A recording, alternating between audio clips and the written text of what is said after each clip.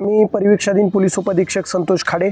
आज आमच्या माननीय पोलीस अधीक्षक सरांनी नेमलेल्या आमच्या विशेष पोलीस पथकानं अकोले पोलीस स्टेशन हद्दी अंतर्गत असणाऱ्या कोथुळी या गावी प्लॅनिंग करून आणि गुप्त बातमीदारामार्फत माहिती मिळून एका पत्र्याच्या शेडमध्ये छापा टाकला असता आम्हाला इसम नामे शोएब शावित काजी राहणार कोथुळ याचे केळी रोड पत्र्याच्या शेडमध्ये तसेच त्याचा साथीदार शाहिद हुसेन लतीफ पटेल राहणार कोथुळ या दोघांच्या पार्टनरशिपमध्ये चालणाऱ्या या पत्र्याच्या शेडमध्ये आम्हाला अवैधरित्या गुटखा मिळून आला।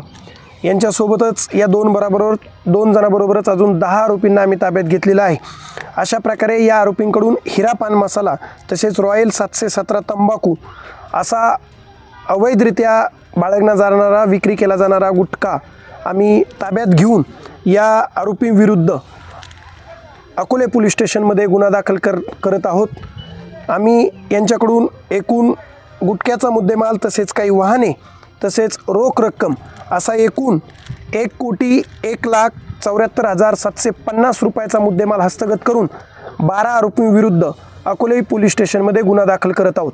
सदरची कारवाई माननीय जिल्ह्याचे पोलीस अधीक्षक श्री सोमनाथजी गार्गे सर यांच्या मार्गदर्शनाखाली तसेच निर्देशाने चालू आहे। अशीच कारवाई अकोले पोलीस स्टेशन सहित पूर्ण अहिल्यानगर जिल्ह्यामध्ये अवैध धंद्यावर करण्यात येईल।